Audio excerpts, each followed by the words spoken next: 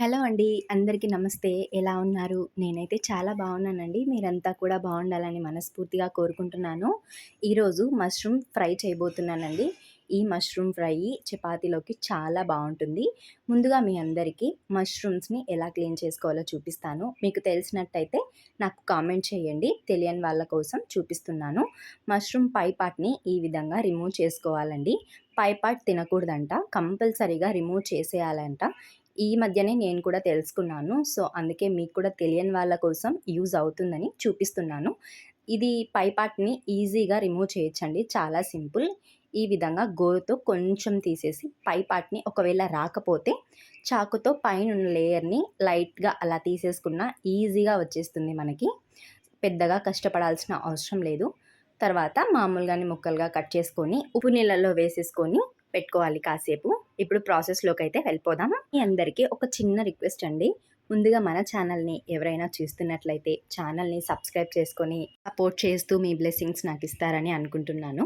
Pan పెట్టేసుకొని ఒక 2, 3 spoons oil అయితే వేసేసుకోవాలి. ఆయిల్ వేసేసుకొని ఆయిల్ హీట్ అయిన తర్వాత కొంచెం జీలకర్ర, అందులోనే ముందుగా కట్ చేసి పెట్టుకున్న 2, 3 ఉల్లిపాయ ముక్కలు కూడా వేసేసుకోవాలి.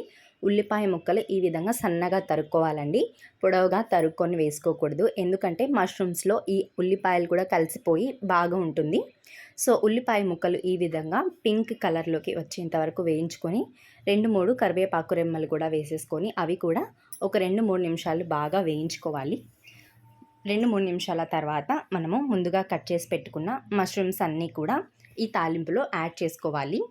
ఈ తాలింపులో ఇంకా కావాలంటే అల్లం వెల్లుల్లి పేస్ట్, పచ్చిమిరపకాయలు అన్నీ వేసుకోవచ్చండి. ఎవరింట్లో వాళ్ళకి తగ్గట్టుగా వేసుకుంటే సరిపోతుంది. అండ్ వాళ్ళ టేస్ట్‌కి తగ్గట్టుగా వేసుకుంటే సరిపోతుంది. నాకైతే అల్లం వెల్లుల్లి పేస్ట్ అంతగా నచ్చదు కాబట్టి నేనైతే స్కిప్ చేసేసుకుంటాను. ఒక 2, 3 నిమిషాల తర్వాత మష్రూమ్స్ అన్నీ ఇలా వాటర్‌లో తేలుతున్నట్టుంటాయి. వాటర్ మనం వేసేది ఏముండదు. మనము మష్రూమ్స్‌లోనే వాటర్ ఆల్రెడీ ఉంటుంది. తర్వాత కొంచెం ఉప్పు, పసుపు వేసేసుకొని ఫస్ట్ బాగా మగ్గనిచ్చుకోవాలండి మష్రూమ్స్‌ని. అవి వాటర్‌లోనే బాగా మగ్గిపోతాయి. ఒక 10, 15 నిమిషాలు టైం పడుతుంది.